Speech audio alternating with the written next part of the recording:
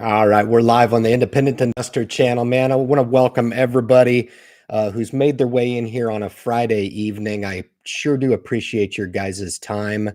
I find it so interesting sometimes. It's become very apparent to me that, the use for a lot of people in this YouTube opportunity specific to finances, and I've used YouTube in a lot of different ways for how to do something, but I think we're building something awful special here, allowing folks the opportunity to come in, share their thoughts regarding the stock market, regarding investing, regarding the opportunity that investing presents if you're a non-investor and you want to seek out a little bit more information about the opportunity that's presented through investing.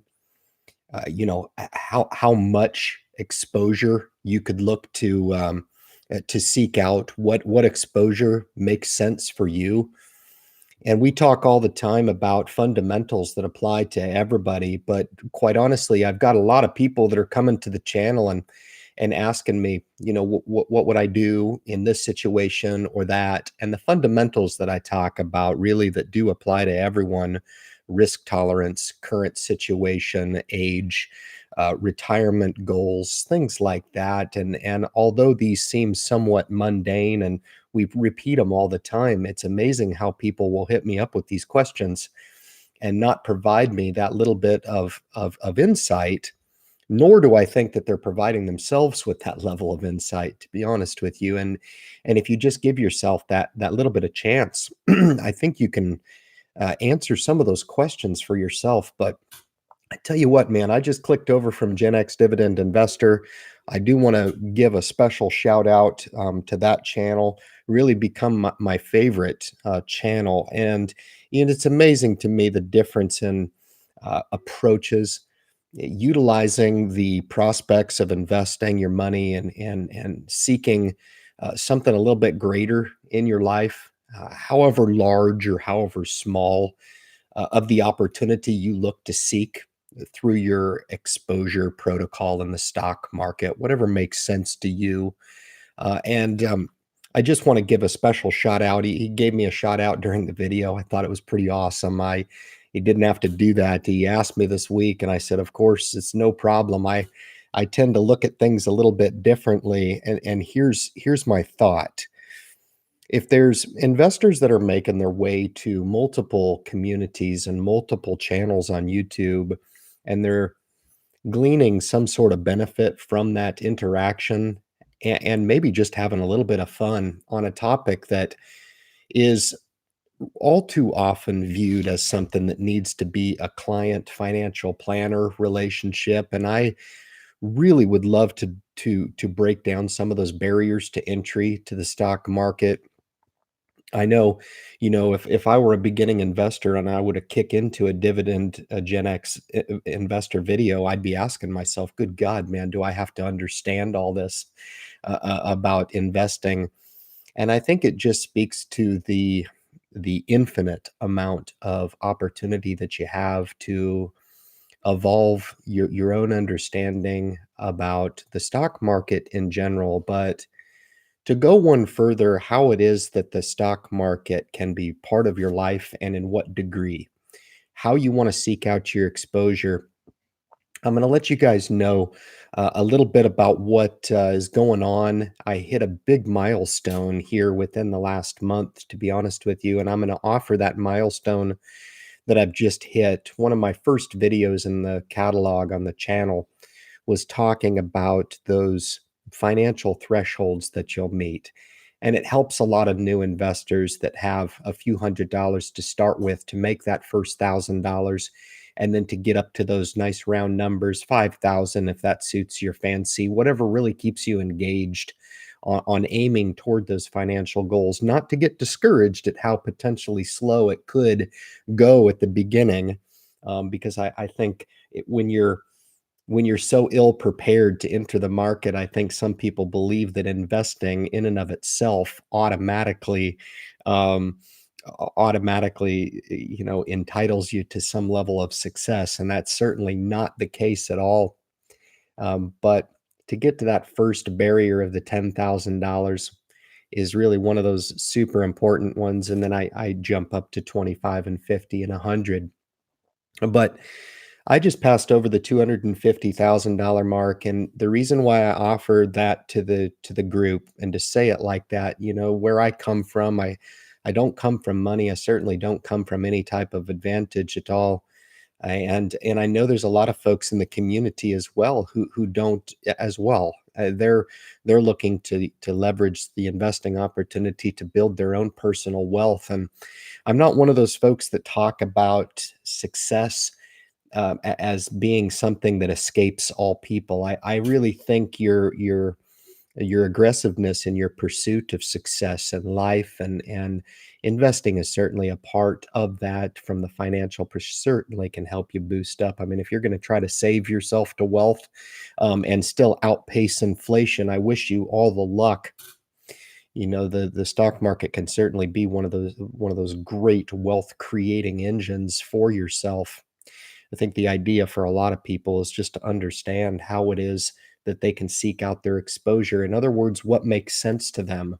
What type of program makes the most sense? And I think that's a lot of the key is doing your research and aligning what makes sense for you over the long term. And your program really should reflect what it is that you want out of the market, okay? It doesn't need to be what I come on here and declare to you. It doesn't need to be what any of these other channel creators. I think if there's a common thread across the channel creators, at least the ones that I really respect in the community, is that we all come from very different opinions. But I think there's a real genuine desire to help people. And if people are willing to accept that help to better and enrich their own lives, then I'm all about it. And that's really where the power of the community comes from, and seeking out those different opinions. I think it's just a wonderful, wonderful opportunity to come on to YouTube and spend just a few minutes. Honestly, I will rap for 2 hours as I typically do. This is absolutely my favorite topic. I've said this many, many times, and I truly do mean that. I do offer this channel as somewhat of a testimonial. I would go on with my investing career as I do every single day without the services of the Independent Investor channel. Furthermore, I think if it were just about the dry topic and rolling out portfolio reviews every week, I don't think I would do this channel. I don't. I really feel like the investments are fun to talk about.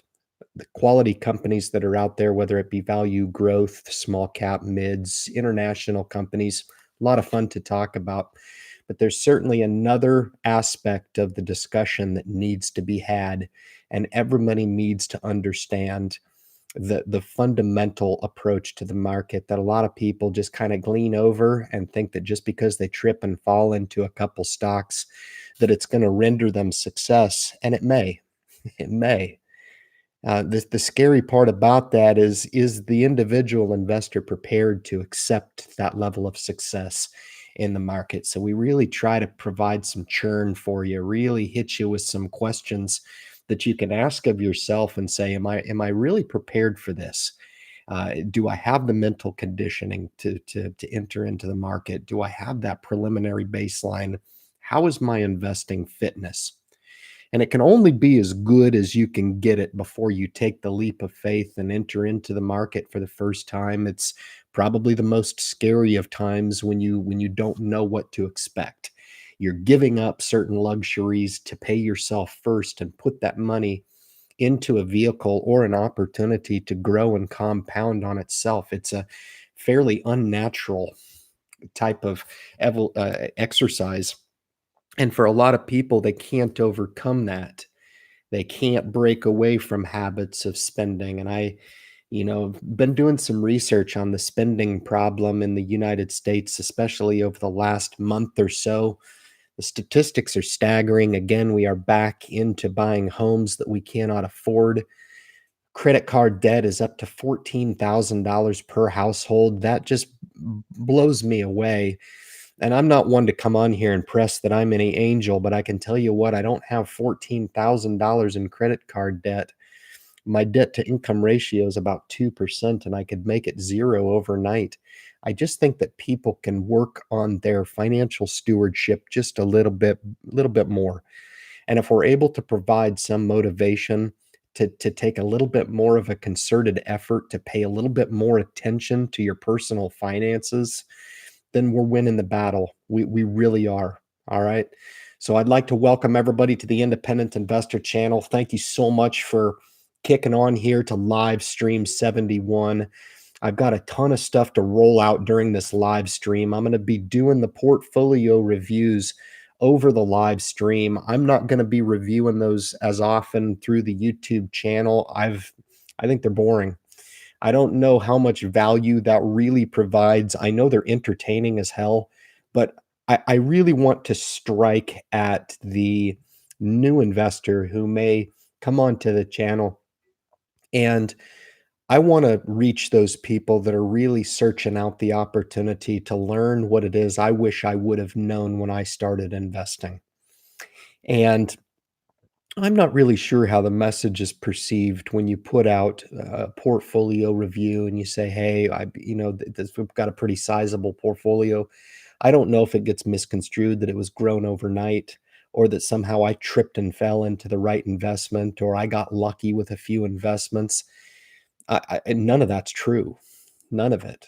I mean, it's 25 years, so many mistakes, so many little successes along the line, four brokers and a partridge in a pear tree, and here we are. And I definitely don't want to misconstrue the message that I insist that new investors get when they come to the channel. So I am going to be rolling out some interesting takeaways from the portfolio, where we are now in respect to a stock market that, if I'm just going to tell you guys, for the folks that are in the stream right now, I've never seen anything like this before. Never. It's it's a great time to be an investor. Whoop-de-doo. It's it goes up every single day. I think over the last couple weeks, I think I might have had one day that was a small hiccup and pause in the market. We ended up negative for the day, but for the rest of the day, multiple four-figure days for me.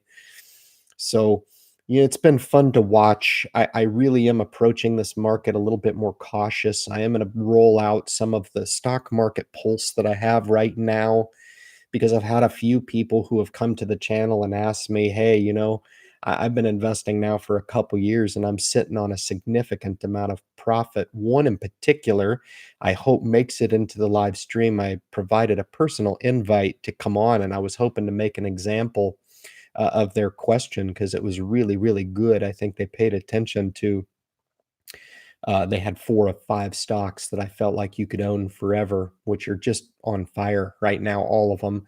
Your big ones, the JP Morgan, Apple, Disney, Procter and Gamble, and finally Johnson and Johnson. I own all of them. But the question was a good one. They said, what do we do? I mean, I think they were up 58% in Apple computers over the last couple years. That's gonna be indicative of a lot of people who took the leap of faith and entered into the market some couple years ago and have really benefited from, yes, some volatility. And they said, "Look, I entered into these positions and I've just held true. I didn't do anything. I just bought the shares. I became an investor and didn't sell anything, and just have been slowly adding to the positions." And every one of them were up huge, sitting on some really, really big profit. And the tough part about answering that question when you don't have any idea of what their long-term goals are to start, it may make sense, to maybe pare back, because I thought some of the positions were a little bit fat, to be honest with you. I thought there was some opportunity to maybe pare back a little bit and add some more diversification from a single stock perspective in the portfolio. A little bit heavy-handed. I mean, this individual owned 5 holdings and had a bigger position in Apple than I currently own. So just to give you some relative perspective, there could have been some work there to leverage some of that profit. roll it into some other sectors, there was no representation in utilities, no representation in industrials in the portfolio. So certainly some opportunities, but here's the real takeaway from that exercise.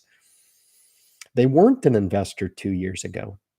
They made a decision to become an investor. Is it a stressful thing to be put into the position to be sitting on some fat profits after a couple years to decide whether or not you want to expand your portfolio? Okay, that's an option. Is it a bad decision to be looking at your gains in some quality companies and assess that over the last 2 years, you really haven't taken on that much risk by owning those good quality value plays, dividend payers that have compounded over the last couple years and have paid you those dividends? Um, you put yourself in those decisions by taking that leap of faith and entering into the stock market. And I want to prepare each and every one of you guys for the prospect of wealth decisions. Okay. Don't fear the prospects of stepping into some wealth. Okay. Embrace it, because one thing that you are going to get used to is finding some success in the stock market. Okay. Now, it's amazing to me how you can take a sample pool of, I've run this example many, many times. And it doesn't even matter the equity that we choose. If we choose Apple Computer, and you can put it in the hands of 10 investors, and each one of those investors will find a way to get 10 different results out of the same holding. Okay. So there are people out there that just are not cut out to be investors. They're not. They'll do everything that they can do to talk themselves out of a position. They get a little hiccup and they're down $7.72, and they are pissed off and they want to shit can the stock, throw it to the side, and they're mad at everybody else who ever told them that investing is a wealth generating opportunity with it, which it is. And it's amazing to me when we compare the investing opportunity across different applications. You really need to be aggressive on embracing the opportunity. Stay strong when others are weak. Buy when others are selling. Those old cliches are so important. Sell when the market is high, if you so choose. Buy when the market is low. I can guarantee it, and I'll mark my words today, November 8th, Friday, live stream 71. There will be people who come into the Independent Investor channel. If we enter into a bear market down 20% or enter into a recession, there will be people coming out of the woodworks to come and throw rocks at me. Guaranteed. Guaranteed. Because it's almost human nature. Okay. Everybody wants to come in and be like, this is incredible. I'm getting involved in investing for the first time. This is the greatest thing that's ever happened to me. I've been an investor for 2 weeks and I'm up $100. I think that's lovely. I want everybody to be excited about the prospects of investing. But by God, guys, you got to have some perspective about this thing. I've said it many, many times, and I will continue to say it over and over again for the folks that frequent my channel because it's so important. These are words of wisdom that I live by. The stock market, whether it be international or domestic, is an extremely humbling place. Okay. And they do not care how much you want to be an investor. They do not care your timing of the market. It doesn't exist. The stock market is going to do what it is going to do. The idea is that you seek out your exposure no matter if the market is up, no matter if the market is down, that is appropriate for you in your certain circumstance in your life. Do I think folks that are in their 40s and 50s and 60s and 70s need to be putting lump sums into the stock market? No, in short. Could it make sense for certain people? It could, but the circumstances that could justify that type of behavior would have to be extra special circumstances. They really would. There would need to be a lot of layers in place to justify that type of behavior.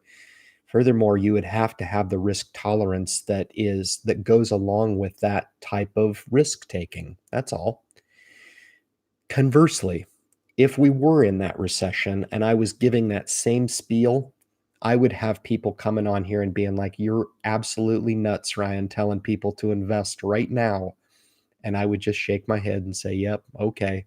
Um, because it's easy to be euphoric when the stock market is doing this. It's seemingly a lot easier to be upset at the world when the stock market shows the other side of the coin.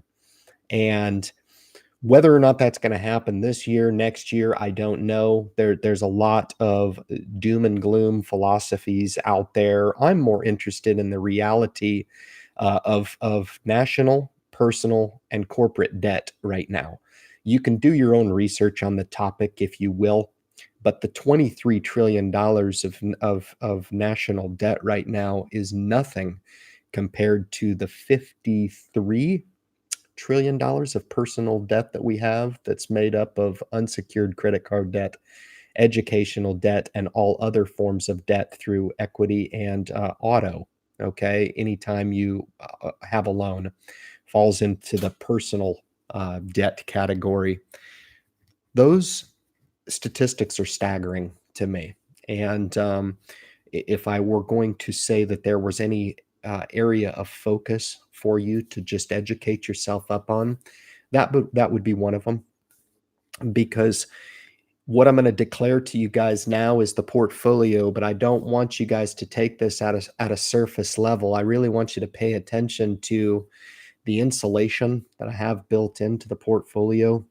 I've really scaled back on the any type of growth. I don't have any growth in the portfolio. I've taken profits in all growth names, only high quality dividend payers that I'm willing to take into a downturn.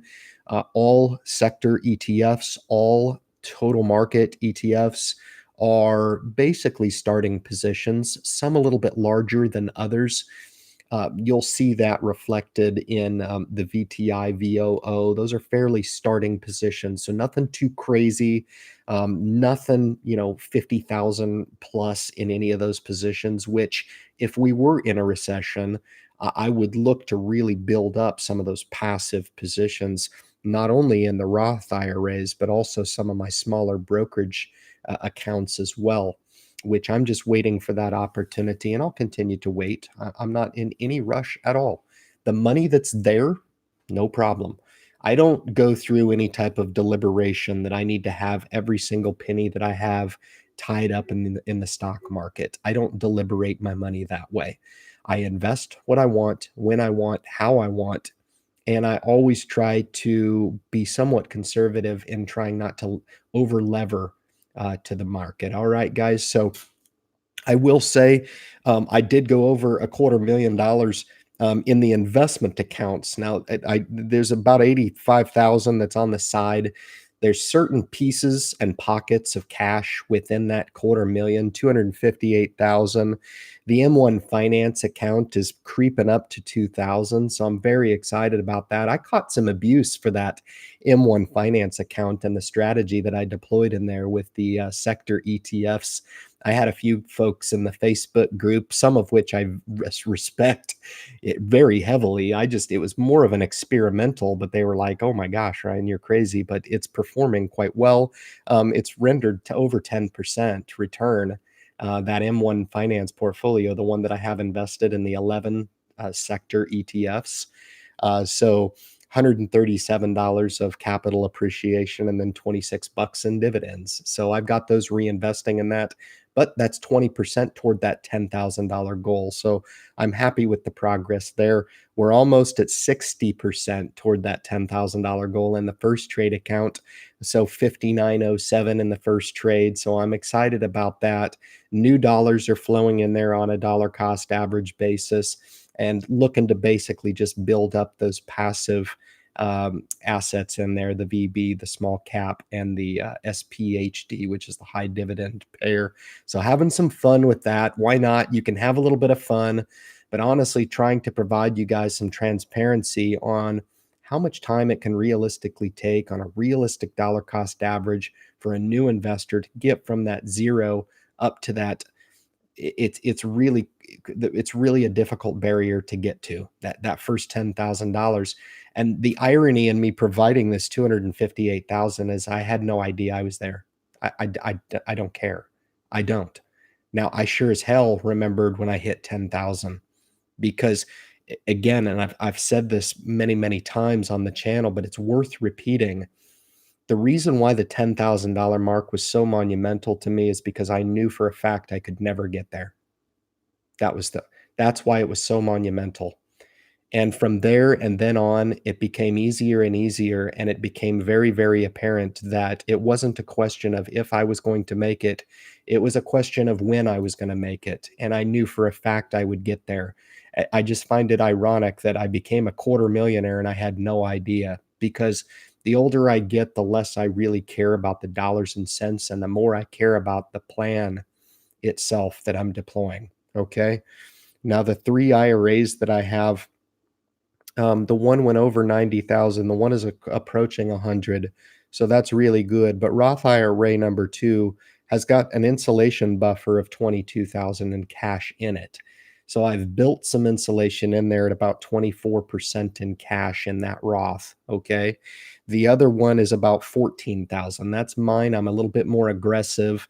So of course, 14% in that as a little bit of insulation in that account. And then the brokerage account, the fixed income in the brokerage account, for 30,000, 4,300 in cash, 14% of that is insulation there. Fixed income has just been a nightmare, to be honest with you. It's been really tough with the stock market having a risk on appetite for investors. Fixed income has kind of become a little less attractive, and that's totally fine. I'm totally fine with that. Only 30,000 in there, and then the TSP approaching 30,000. So cumulatively between those 6 buckets, we're looking at the $250,000 mark. And so I only offer that just to share it, to drive home the point of how those investment thresholds can be a goal. But I really want to speak to the new investors out there who maybe catch this live stream. Either you're catching it now or you catch it after the fact. It's extremely important for you to heed my words. And my words are this: you can do it. You can do it. Because I know there's a lot of people out there who probably think that it's just way too hard. Why even start now? Why not? Now's a great time to start with a smaller amount. Certainly, new investors with less than $10,000 who are young enough, who are hungry enough, who've got a little dab of discretionary income, their fitness is good to enter the market. You can afford any downturn that the stock market can throw at you. Okay. It's those folks that are managing a little bit bigger portfolios that I would stress maybe the importance of reevaluating or evaluating for the first time. I know there's a lot of people out there that have some very impressive portfolios, but certainly to each his own with regard to the comb over and the real scrutiny that they put on their portfolio. I don't know if there's a whole heck of a lot of people that are as capable of doing that. Human nature, most people don't want to be self-critical in my assessment. And me personally, I'm my toughest critic to satisfy. And I think that can go a long way with those folks out there that look at this market 13 years into a bull market and say, you know what, is now that time? Am I going to be reflecting on this time and say, wow, I think I could have been a little bit more critical of the program that I deployed. Did I have the correct amount of exposure. And I think so. Matt Money is another channel creator that I've been conversing with. I haven't talked to him in a couple weeks, but he was posed with this question during a collaboration with J Mac Investing, and I thought it was a good answer that he gave, and I thought it was extremely mature. I don't think he's very old. I think he carries a very robust portfolio, maybe three and a half, I believe, if I'm not mistaken. But for somebody to be this young and have that type of perspective with the answer that he gave, I thought it really told me a lot about his risk tolerance to the market. And what he said is, I wish for a recession, and that told me a lot about, him maybe even wanting to invest more now, but acknowledging maybe that, if he does get that opportunity through a bear market or even a recession, those opportunities are going to become glaringly obvious. And those savvy investors, man, that's where they step in and really, really, that's where they shine. And if you don't think for a second that I'm not preparing to be one of those investors, I've just been around the block a few times, guys. And where I've said before, cautiously optimistic is the way to approach this market. I would say I would drop the optimistic part. You may get some angel dust for the next couple months in this market, but I would just watch, because I really think there's a potential there for a pretty good rubber band effect the more extended this market gets, and that's going to provide some opportunity for folks, like a Matt Money, who's a seasoned investor, but also for you newer investors who are getting involved in the market here at record highs. Just use some scale. Okay.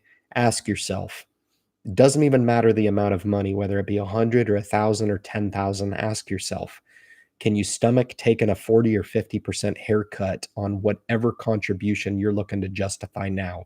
It may help you look at that money in a little different lens, in that 6 months from now, it could be worth half of its value. Okay. And I don't mean to scare anybody. What I do mean to do is draw a staunch picture for a lot of people about the reality of the market that seemingly I feel like a lot of people have just straight up freaking forgot about. Forgot about. All right.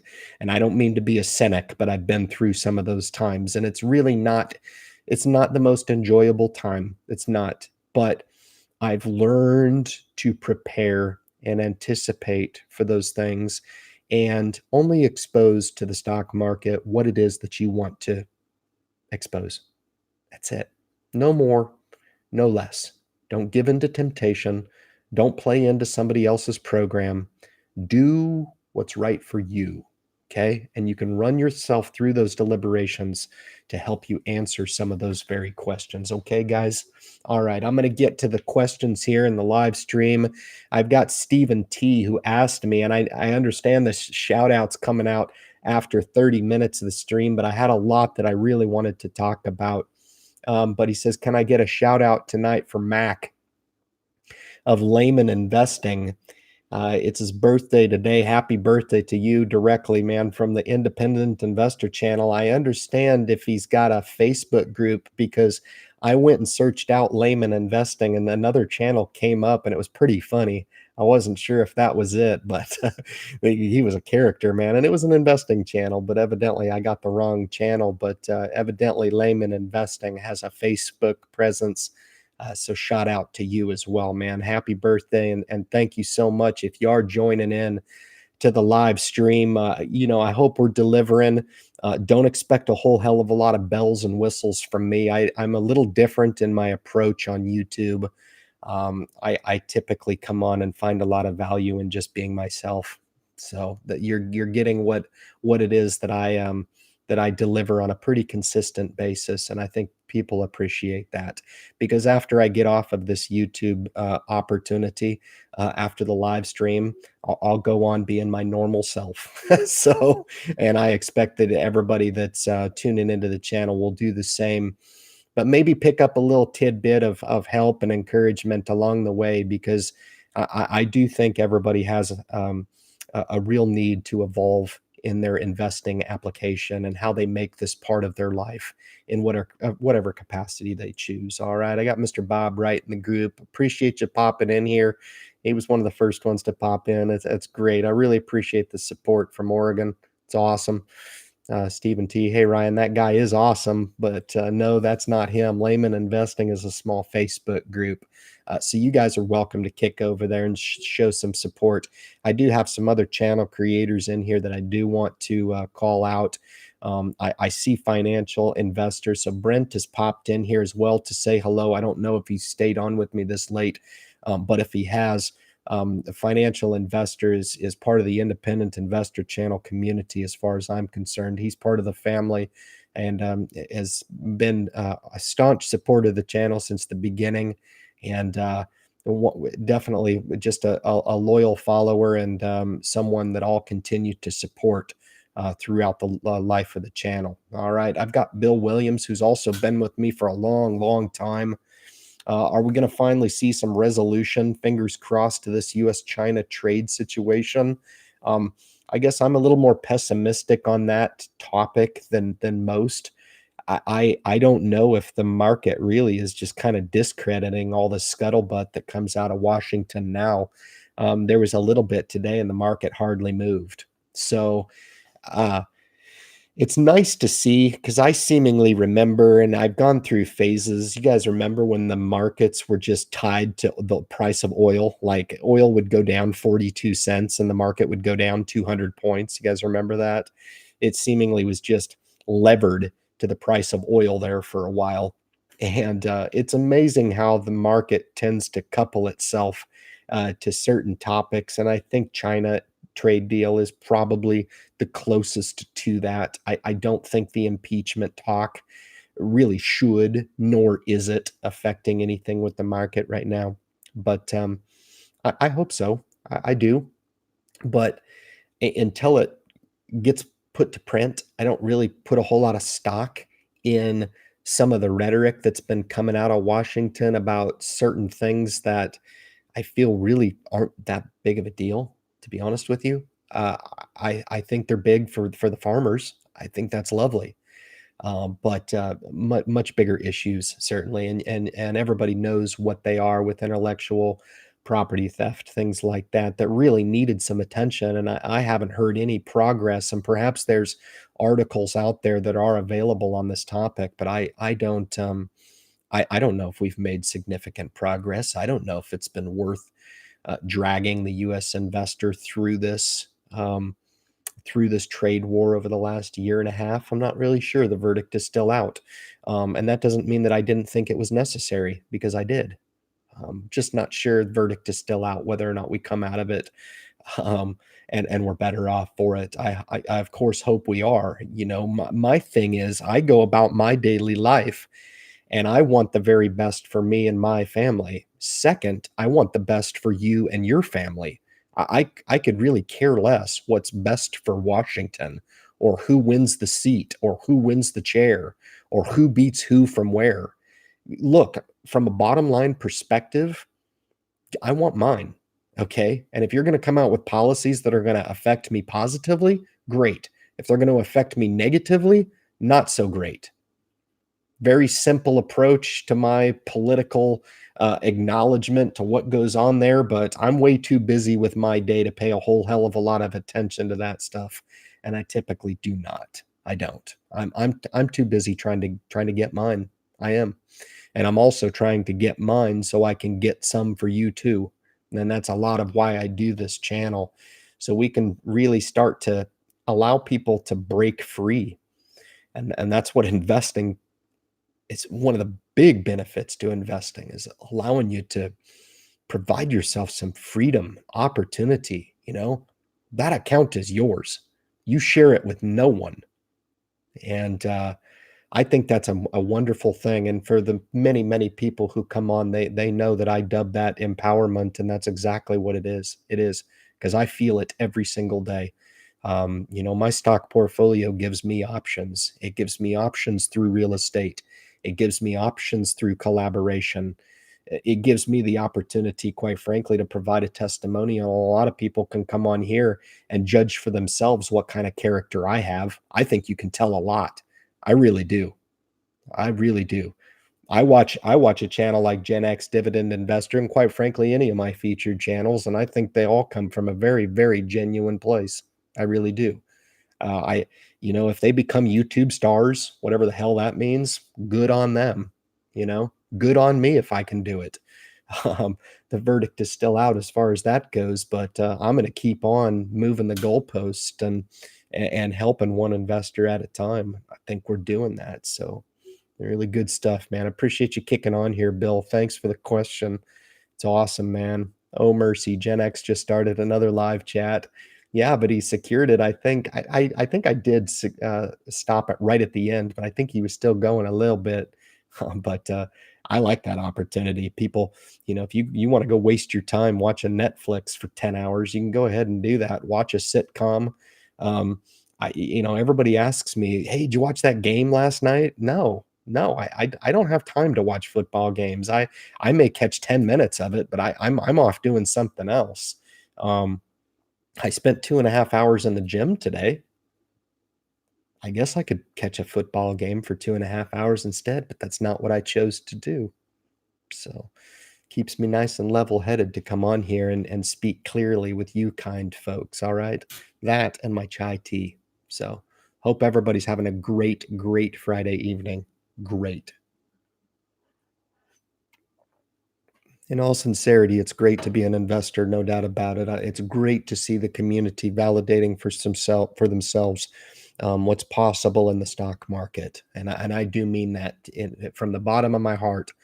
For you guys that took and gals that took the leap of faith and entered into a program for yourself, I'll be the first to tip my hat to you. Great, great job. Okay. All right. I got Maddie Cottrell. I have a limited budget for investments. You and a lot of other people, no doubt. I just think there's some sincerity in that first couple words. So far, everything I have is in ETFs. I think that's appropriate. Nice diversified assets. I've recently begun to buy single companies. Okay, what kind of asset mix should I be looking for? So I attempted to break down this question on the Facebook, and what I've come to learn is that M1 Finance allows for a great, great opportunity for people to share their portfolios with others. I think it's wonderful. So you could actually prescribe to M1 Finance. Now, if you're not on M1 Finance, this is not really going to compare to you. I really should take and share all their expert pies because they're pretty good to go in and look at and see what type of mix you should be looking for. But I will say this, and I did respond to say that this answer really is going to be personal to you. But the fundamentals that I use to answer this question for you are appropriate for all investors. And you need to ask yourself: is single stock, is it in your program? Is it in your best interest to be engaging in that type of activity? What type of spending cash do you have? What is your age? What is your financial goal? What type of goals do you have for that money? In other words, why are you investing? Right? A lot of people invest to invest. That's not good enough for me. Okay. You must have a goal for why you do it. I think Gen X dividend investor, if I were to ask him, he would be able to come right off the cuff and tell me, I invest for generational wealth. Now, I don't know what he would say, but I'm just taking a shot at it because that's a lot of why I invest. My own personal goal, the one that means the most to me, is financial security. And that may sound very cliche to a lot of people, but I tell you what, I run into people all the damn time who tell me, Ryan, God dang it, I wish I would have done more. God dang it, I wish I would have. You know how many times I've heard that? I wish I would have invested earlier. I wish I would have had the information that you're putting out, you know? So I really hesitate to answer that question, but the example that I've kind of used is to say, okay, well, a benchmark is to have let's say 75% of the portfolio in an ETF type of passive baseline in the portfolio. And if you want to dabble in some single stocks, allocate 25% to the portfolio, you could do a 50-50 mix, or you could flip flop it and do 75 stock, 25 passive. In any case, depending on your age, it may be appropriate to look to introduce some fixed income into the portfolio. And I get it. It's really not that sexy to talk about through YouTube, but I'm just going off of 100 years of precedence in proper portfolio allocation with regard to your fixed income versus your equities holding in the portfolio. That fixed income is really meant to buffer or reflect what it is your risk tolerance is. For example, if you are an aggressive investor, it still calls for a certain percentage of your portfolio to be in fixed income. Okay. There's really no known metric that accepts an all equities portfolio. It just doesn't even measure on the Richter scale. Okay. Um, People do it. It's fine. You just have to have a pretty aggressive tolerance to the market. Why? It's because if you have an all equities portfolio, whether it be in ETFs or some single stock, as you allude to, what really has become a really tough environment right now is that I think a lot of people are coming in from the sideline investing in this stock market right now. And this happens every damn time. Every time. You got guys like me who are really trying to insulate, yes, stay long on my long positions, my cornerstones, my passive starting positions, etc. But by no means do I have my foot on the accelerator right here. I'm just allowing my investments to be invested. It's an option, okay?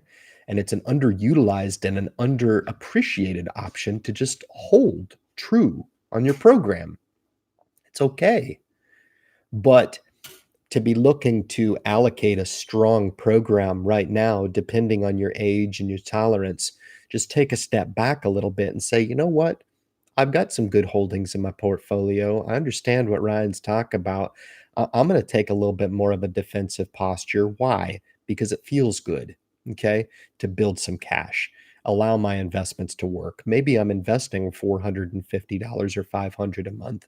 Maybe I'm going to scale that back a little bit from 500, go to 300, take the two and put it to cash, right? Um, Whether or not that's going to be the right move is yet to be seen.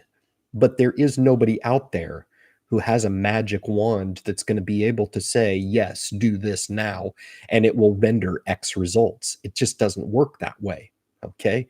Um, so you got to be kind of careful, Maddie. I really appreciate you coming on. That's why I wanted to talk through your comment on the live stream, because it gave me an opportunity to get into what I feel is the most important part about the investing psychology. It's so important for you to understand that there is a lot bigger picture. And you may, I don't mean to impugn the comment, but there is a lot more to weigh as far as options, especially right now.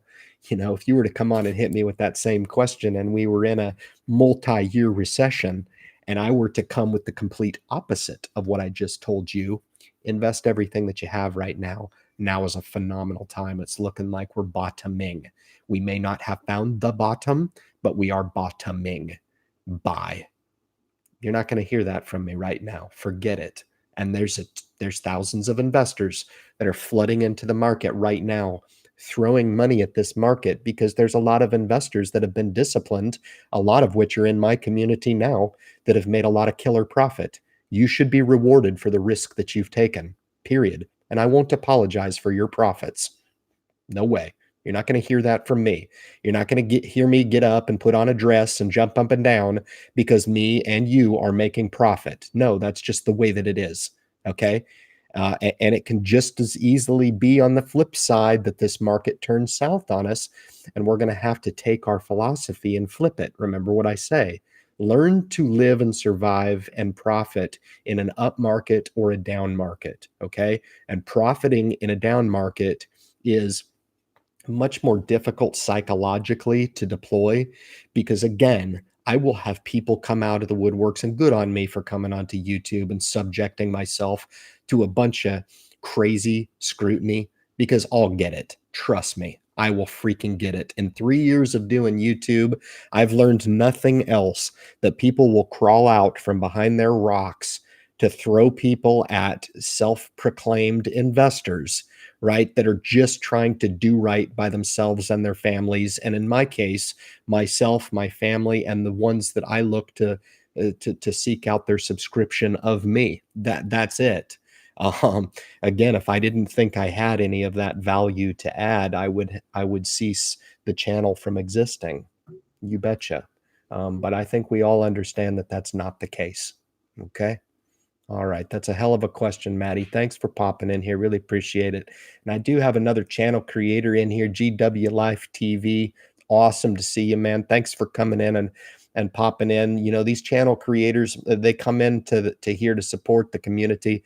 You want to kick over and help these folks grow their channel, man. There's a, a lot of viewers out there and a lot less channel creators out there providing their own unique perspective on the stock market. And kudos to everybody who's coming on and sharing their message. I really appreciate it. So GW Live TV, shout out to you, my friend. Thank you so much. And thank you. I saw you on the Gen X video as well.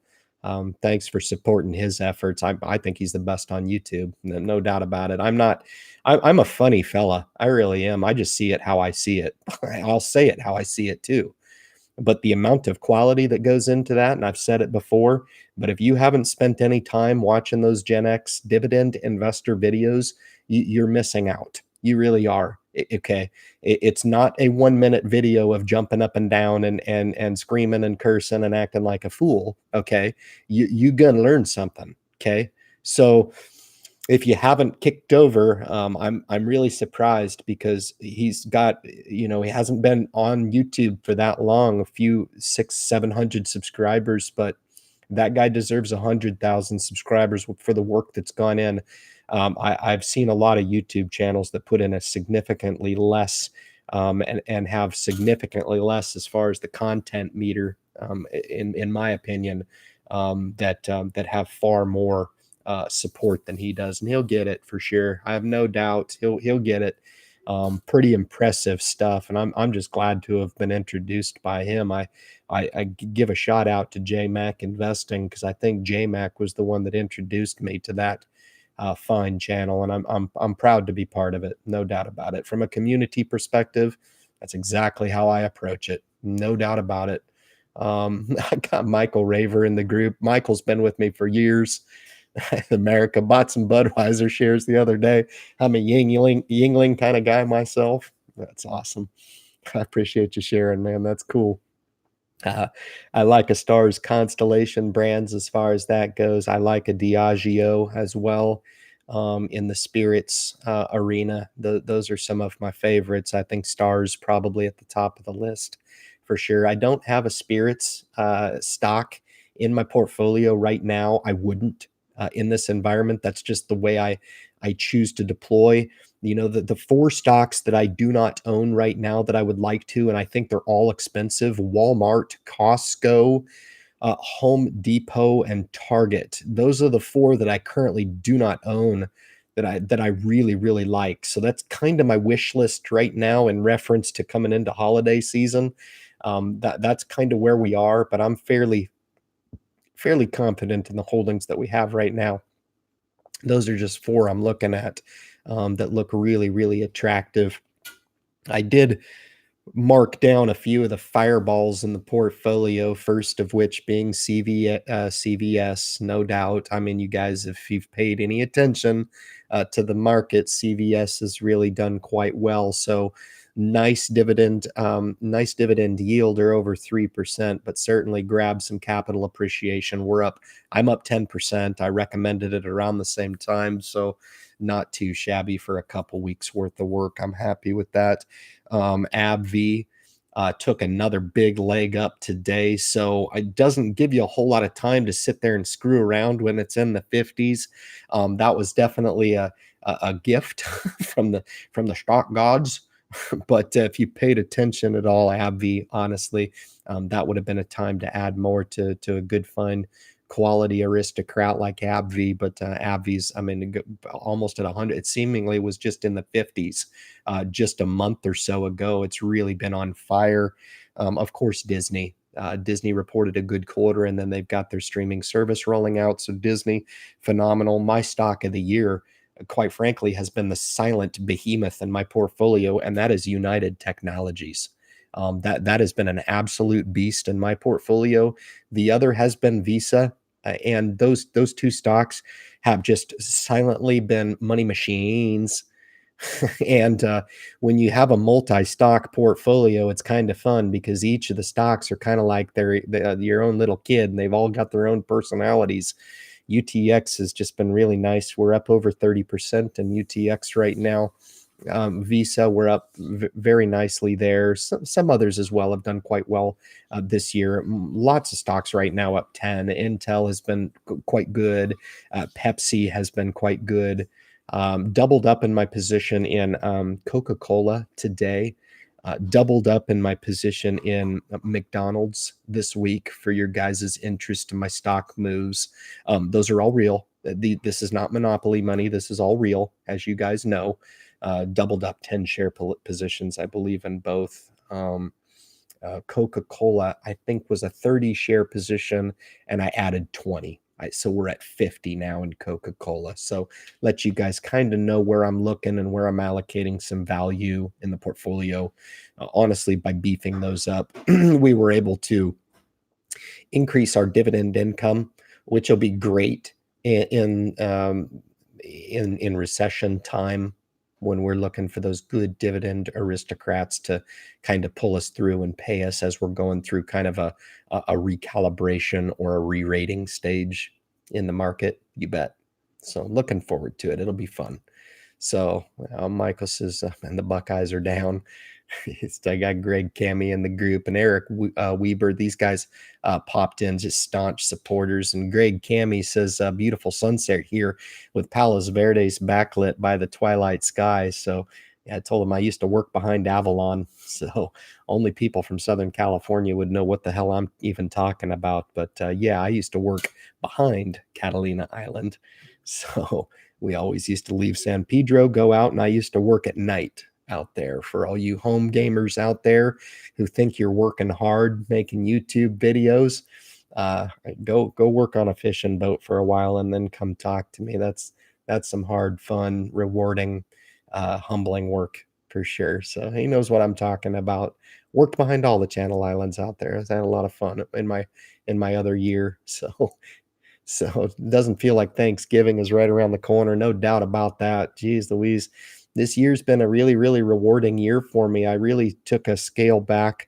We took a relocation just last year, and we're not successful in finding residents here. Made a decision. A lot of you guys, I declared to you that I traded in my truck, my Tacoma that was 13, 14 years old. I bought it when I was a non-rate. It was my dream truck, and I just traded in my dream truck for the exact same truck. 2019 Tacoma. And a lot of people would think, man, that's really stupid, Ryan. What are you talking about? You talk finances all the time. And it's like, well, it was kind of falling apart. It was old. It was older. Probably would have continued to run, but we were unsuccessful in buying a house. So we've taken a little bit of hiatus. We live in the apartment here, and it just kind of speaks to our discipline and importance in where we're going. I'm no hypocrite, guys. I'm also not one of those folks that really prescribe to that whole like everybody's a minimalist. If you want to know what a minimalist is, as far as I'm concerned, watch Into the Wild. And if you really want to go one further, you'll read the book, because the book of Into the Wild is one of the best that I've ever written or read. And the story is true. We just had a lady here recently die, actually trying to get up to the bus where he was found deceased. And I don't want to ruin the movie for you guys if you haven't seen it, but I just find it interesting how, everybody wants to prescribe to call themselves a minimalist. On the other end of the coin, they're all driving sports cars. I don't really understand that. I'm money motivated, so my seeking of wealth has a lot to do with what I know I could do with the money if I do come into some wealth at some point in my life. But I don't really understand, and I don't. I'm not really sure if I understand or prescribe to that line of thinking. Here's the deal. If we live in the United States, there's really there's no excuse for not at least having the opportunity for getting ahead. If you choose not to do that, that's totally fine, and that's on you. But I tell you what, man, there's some other countries out there, and if you've never traveled abroad and you think that this microcosm that we have here in the United States is representative of the way that it is around the world, pull your head out of your backside, okay? Do a little traveling and then come back and tell me how thankful you should be, okay? All right. So, if we could just calm down on the minimalist, self-deeming everybody minimalists, it's just so funny because it's some of the biggest channels, one of which I respect to the nth degree. But I'm like, please don't go there. Please don't. It's lovely to want to do away with physical things in your life. But if you watch that movie Into the Wild, I think maybe a lot of you guys might have the same reaction as me in that I um, really watched that movie and I was like, God, I wish I was more like that. But the irony in the whole thing is that I knew that I couldn't because it takes a level of devotion to really walk the walk and also talk the talk with true minimalism. And I felt like it was a beautiful thing. It's a great message for anybody out there, man. I highly recommend it.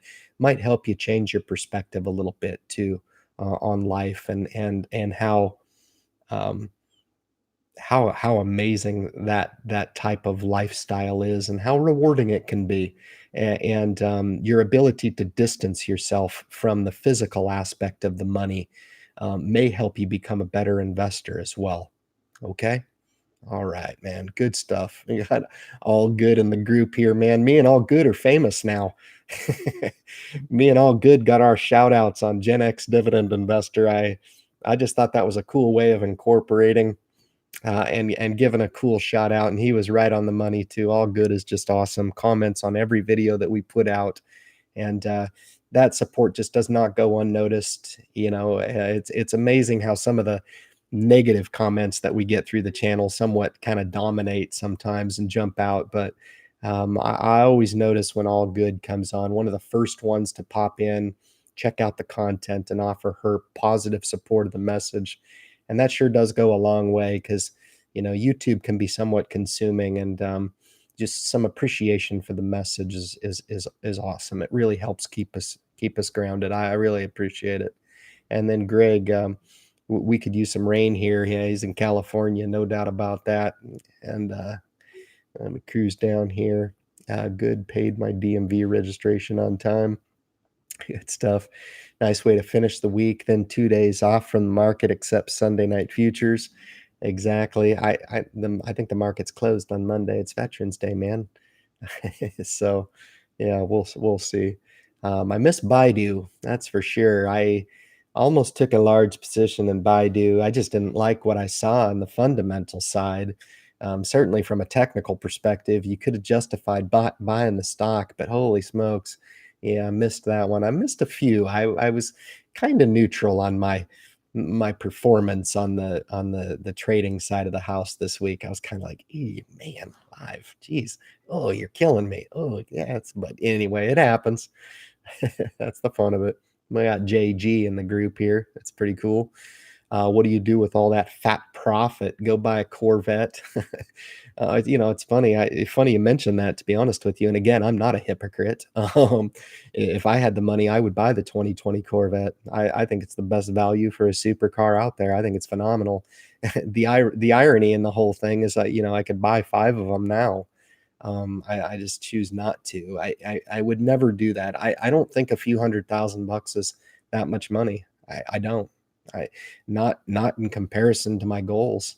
I guess I would be a hypocrite if I came onto YouTube and said, "Yeah, I've got goals for financial security," and then on the other side, go buy a stupid sports car that I can film myself in with the hopes of getting 100,000, unloyal subscribers following me on my channel. That would be extremely disappointing for me.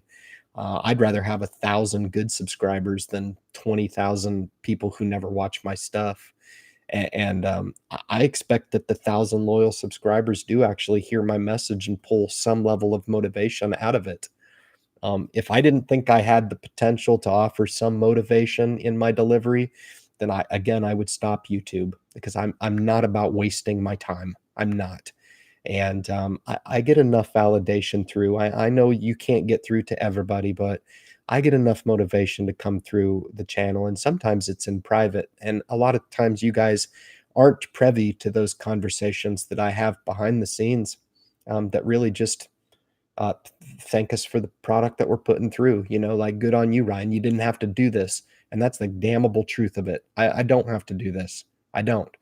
I do it because I choose to do it because I believe it's helping people. I do. And we'll continue to do that as long as I believe wholeheartedly that that's what we're doing. All right. Um, it's funny you mentioned that though. I would buy the 2020, but it's not going to be until I get, a few million bucks in the bank, and then I can go and justify a $50,000 expenditure. I don't really want to buy a boat. I don't really want to buy that. I think the first thing that I would buy if I ever came into any type of wealth would be property. And you'd be amazed at what I mean by that. I'm looking at acreage with trees and rocks and a river, maybe with some trout, and a building lot for a cabin. You guys, it'd be funny to know actually where my dreams lie. But yeah, maybe 60, 70 acres or so, somewhere in North Carolina. Maybe that might be kind of fun. But that would be the first expenditure, and have the opportunity to build an escape cabin somewhere I can go chill at and invite all my subscribers to someday and have some nice retreats. And it'd be a lot of fun. It'll be a lot of fun. I got Terry Harris from New Zealand on the line here. I don't know what the heck time it is there. So Saturday afternoon here in New Zealand. Hope you all have a great week. Oh my gosh. That's really awesome, Terry. Thank you so much for all your support over the years, man. You've been with me long, long time, and sure does mean a lot to me to see all these consistent folks coming on. I just saw a couple other channel creators, and again, I do want to re-emphasize this olive branch. If you can just pop in when I schedule the live stream, throw that at the top of the live stream, so I'm not giving my boy J Mac Investing and Lydia Santiago, who's been a featured channel of mine for going on over a year now. I give these guys the shout outs a little later in the stream, and for that I apologize. I'd hit you up closer to the top if I could, but I try to take these in order. But yeah, J Max in the group here. He's one of my featured channels. Lydia Santiago is another one of my featured channels. I've just added Gen X Dividend Investor as one of my featured channels, and I'm maxed out now. I can't do any more, but those folks that are in my featured channel list are there for a very, very specific reason. Okay, I don't just frivolously throw those people in there. They're in there for gall darn good reason. They deserve it. So hopefully a little bit of referral for those folks and helping them build their projects just like I am. So it's really, really cool. This is the first stream I've watched of you. Good man, awesome. I got God Speedster. What a name. How the hell did you come up with that? Actually, I shouldn't say that. I'm so sorry. Oh, I'm so sorry. God Speedster gives me 2 thumbs up, man. I love it. Thank you. That's cool. Thanks, man. I'm gonna cruise back up here, and I saw just everybody popped in here, and Terry Harris says I picked up AbbVie and McDonald's and Disney about a month ago. It's been really interesting. If you entered into AbbVie at that time, you're good. McDonald's, you got on a dip, you're good. Disney has been undervalued for a long, long time. And I mean, if you caught it before this jump, you would have got an entry before today. I think you would have been fine at anything around 130. But yeah, just phenomenal pickups there. I mean, you just cannot go wrong. I think it's really solid. Right above that, Linda Jones says Roku 250 soon. Um, yeah, I don't see it that way. I really don't. I wouldn't touch Roku right here. That's just my style. If you do end up investing in the stock here and it doubles for you, then I'll be the first to tip my hat. And I do come back to my basic premise in investing. It is about money. And if you see something that I don't see and you win, then you're a winner and I'm a loser when it comes down to that one option. Um, but just be kind of careful with the growth stuff right here, with the market at an all-time high. I'm really trying to take a more defensive posture. I'm not even looking at, good quality growth stuff right now with headwinds. Facebook, they've all got them booking holdings. Absolutely, PayPal's a good pickup right here in the growth category. Adobe Systems, just to name a few in the growth category. Google, we missed, no doubt about that. I'm kicking myself a little bit. Google would have been the number one miss for me this year in the growth category, in my opinion, at 1150. So definitely missed that. Amazon gave a small entry, even though I'm just not a big fan of Amazon, nor will I be until these valuations really start to re-rack a little bit. Lots of other stuff, missed Nvidia. I won't invest in Netflix. You guys know my position on Tesla. So that's just kind of where I am with some of the growth stuff. I'm gonna try to cruise up here and find my spot. I've got David Carano. I want to say that right, man. I don't want to butcher that name. So thanks for popping in here. If you're a content creator like me, please post so that we can check your channels out. I would love to support others in our community.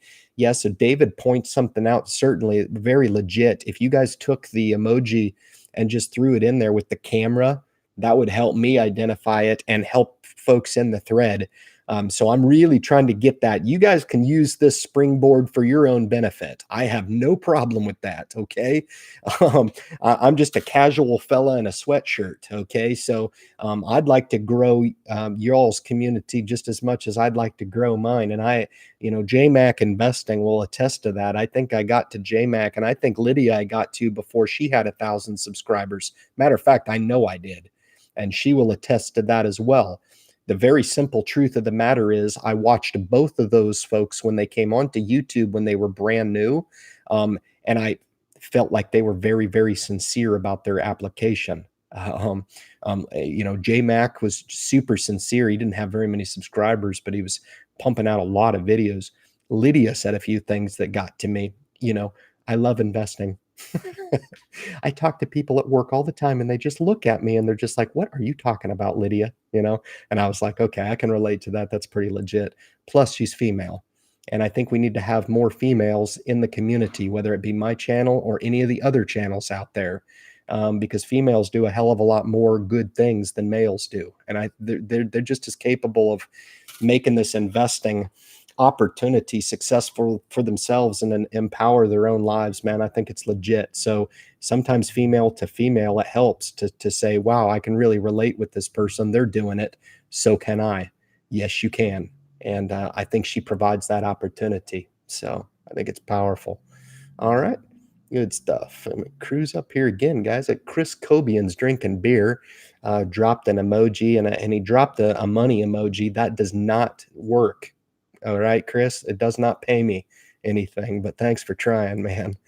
God, there's a ton of comments in here. Holy shit. Good God. Lydia, are you an investor? Oh, Linda. Okay, you guys have got Linda in here. I still got to go up. Linda Jones, Tesla on my watch list when it dips.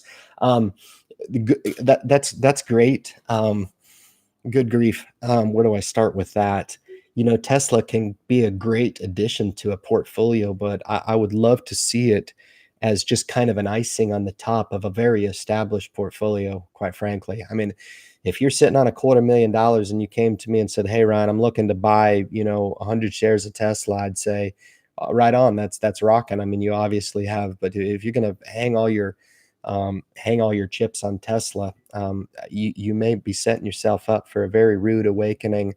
And I don't wish you any ill will. I want you to make money. But man alive, if I can just impart to you this, I have learned my lesson over and over and over and over and over and over and over and again. And I can tell you, even though there's a ton of people coming onto YouTube and their case is just compelling as hell, it doesn't make it any more compelling to go out and buy Tesla. Sorry.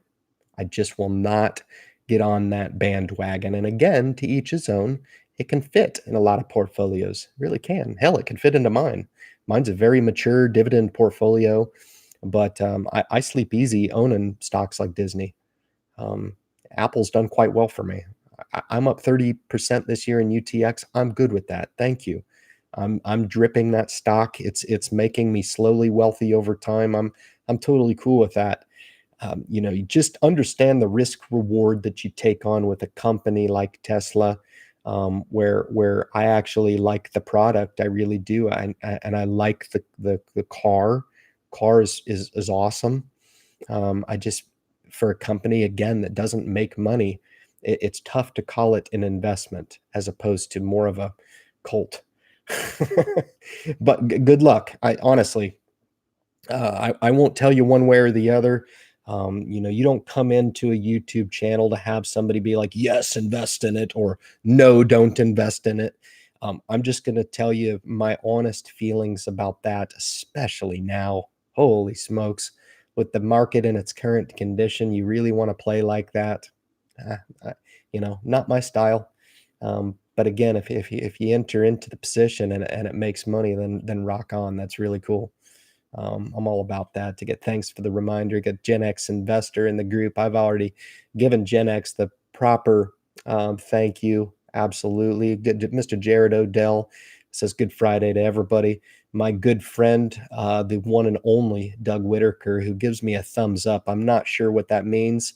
If he's drinking, if he's enjoying the live stream, I don't know. I'd really like to meet some of these cats in person. Some of these folks that come in and they're community members, man. Doug Whitaker is one of those folks that I've had some really, really cool back and forths with. And I think it would be a lot of fun, man, to meet some of these folks.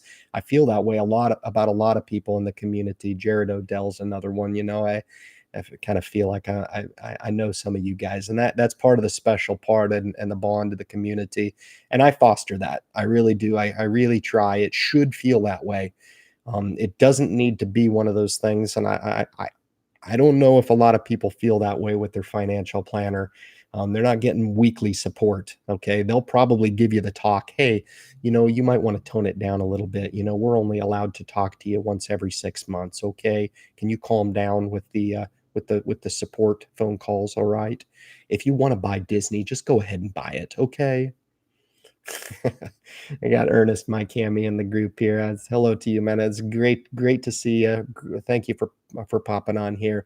What does everyone think about the theory that while the Fed is pumping liquidity into the repo market, the stock market can only go up? That's interesting. I'd have to look into that. I think there's a lot going on, but below the surface right now that I think is not reflective of what's going on in the market. I think there's a lot of irrational buying going on right now. I think there was a lot of money on the sideline again, and it's just like, good God, man, all the same people who probably were scared out of the market some many, many years ago now are like, oh my God, I missed the party. Now I've got to rock back into this deal. And man, it's just really scary. It really is. I just caution everyone to be realistic with their opportunity. Some of these folks that have enjoyed some wealth creation over the last few years, you got to tip your hat to them. They've been open to taking the risk. All right, you're not going to invest next Tuesday and recreate the wealth that's already been created in the market. It does not work that way. Okay, so you've got to adjust accordingly, guys. All right. And I gave a small shout out to Matt Money at the top of the live stream, but I just came across his comment. I'm sorry, Matt. They dump a bunch of comments on me here, and I'm backtracking to get up here. So I've got Matt Money in the group here, who I've already talked about, and his perspective on when he was asked about the recession. I thought his answer was really, really good. And it's indicative of that tough investor's mentality that you got to have and embrace your opportunity in the market. Okay. Don't be surprised when you come across some wealth on whatever scale. I don't care if you've got a $10,000 portfolio. I don't care if you have a $350,000 portfolio. Matt's got a pretty sizable portfolio, but I thought it was really telling when he was asked that question, and he said, "You know what? I'm looking forward to that recession. I want to get some discounts on some of the stocks." And don't think for a second that an investor like that, or a lot of other investors that have got a little savvy under them, don't have that stuff earmarked already. That's where they're working right now. They're not working trying to push a bad position in the market. They're not. So it's really cool to see those other perspectives come in here. And for you guys that are fairly new investors, you can really help yourself by taking a playbook, a page out of their playbook. I mean, they give it away freely, just like I do. And you can really extract kind of what works for them, what they're doing, and how they're looking to make opportunity. Matt says, if you don't have an answer to those five, any change in the stock market, people will throw rocks. Yeah, no doubt, man. I sense that's what's going on right now. It just makes me cringe a little bit, because it's like, I've been in the market for 25 years and went through a couple pretty severe downturns. The one right after '06, Brexit was pretty nasty, the first one. And then '08, '09, that was the biggest one that I've ever went through and weathered. Deployed some technique, not to even to look at it, but I don't. This has got some potential here to have a nice rubber band effect. I don't know if it's going to stay down forever, but we'll see what happens. I got Hidden Freedom Investing in the group here, who I was having a good back and forth with on the Gen X video as well. So welcome to you guys. I just see you sequentially in the group. Stock Investor guy is also here. So 3 channel creators right there in a row in the live stream tonight, guys. Thanks a lot for popping in. That's rocking. Really appreciate it. I'm interested in what my stocks will be paying in 2040 when I'm hopefully traveling. Well, your portfolio now, man, is rendering some pretty good income. It's just you've got time on your side, which is the ace up your sleeve. So really all you've got to do is lean into your program a little bit, and you know it's going to work. It's just a matter of when. And that's a beautiful thing, man. I'm all about it. I just love to see those financial success stories. I think there's a lot out there, and I just think a lot of people, man, if they don't prepare themselves or seek out wealth and prepare to accept that wealth, then it can be one of those mental barriers, and you'll never really realize it. Yeah, that's the damnable misery of it. It really is. Um, Using my dividends to purchase other investments, real estate, or start other businesses. Okay, so points out another thing that I think is so important: the aggressive building of assets now, having those assets fund themselves, i.e., through the drip, right? The dividend reinvestment program allows those assets to kind of self fund themselves. And then what he's alluding to there is turning the spigot off on those investments, on those assets, okay, and allowing those assets to maybe flow out of the assets bucket and fund other avenues of his life. There he alludes to real estate. And that's a great example of leveraging one asset and allowing it to fund another asset, and just really grow that assets bucket. And the assets portfolio, quite frankly, is what all investors should be seeking to build up. And the more aggressively you build it up over time, the better off you're going to be down the line, and hopefully have that opportunity to turn the spigot off. Turn the spigot off on the dividend reinvestment, and maybe realize some of those dividend, dividend income to maybe supplement, fund some other assets, fund your lifestyle, that type of thing. Yeah, it's a magic thing. It's really cool. Um, all right, so let me try to find this middle area here where I was. It's really jumping all over the place. I don't know why YouTube can't do a better job at this. Now I've got Hector Mendoza here right at the top. My comments just sobbed. I sold all of my VOO position for a $600 profit. Bought 29 shares of VYM and bought 19 more shares of VNQ. So that's kind of a cool example, man. I really appreciate you sharing that, Hector. So if you're going to sell the S&P 500, you might as well do it at an all-time high. I'm not going to tell you that you're not going to miss out on a couple bits of appreciation going forward, but that wasn't that strategic goal by making that move. The move was to provide a little bit more of a dividend type of ETF product, and then used some of the profits. I would take it to leverage into the VNQ, which is the real estate offering. I think that's sharp. I think VNQ was down a little bit, yeah. So I think you got a pretty good entry on that ETF. I like it. I was actually thinking about boosting up my VNQ position this week, because real estate's kind of been out of favor the last couple weeks as this market's been heading north. So it's been a lot of fun. AbbVie, CenturyLink, Dow, AT&T, Teva had a great week. AT&T has just been awesome. It's one of those fallen angels in the portfolio that's really come back for me. Took it into deep water, and I've brought it all the way back to a nice position. Made 6% dividend the whole time, but it's nice to see it back up flirting with 40 again. That's where it should be. So it's nice to see. Picked up Colgate Palmolive. I wonder where you got that recommendation from. Clorox, I was thinking about Church and Dwight. Good pickups there. Revolving around some of those quality names. When those quality names drop into the thread here, it's great for new investors to kind of monitor what folks are throwing in there. This is Crazed Tool fan. Interesting screen name. You get kudos from me. That's a good one. But as folks are cruising through this, they're actually seeing what people are buying. And make no mistake, this is the big leagues here. There is no minor league stock market. Okay. If you're invested in the big show. Okay. With real dollars. Okay. Unless you want a paper trade, you can do that. I've never done that ever. So, it's just amazing how the lessons kind of sink in when you're playing with real money as opposed to paper trading. You can be as aggressive as you want with paper, but when it's real, little bit different story. So, Avi A is in the group, says happy Friday. Appreciate you popping in as usual, man. It wouldn't be the same without you. You come in every single week to support the message. Really, really cool. Thank you. Made 50 on ODP this week. Swing trade 100. You betcha, man. That's awesome. I think I mentioned last week, I believe it was the Facebook trade, 12-minute Facebook trade, 35 shares, 12 minutes. I own the stock, made 209, made $200. So it was fun. I bought it before earnings. I almost bought it back today at 190, actually.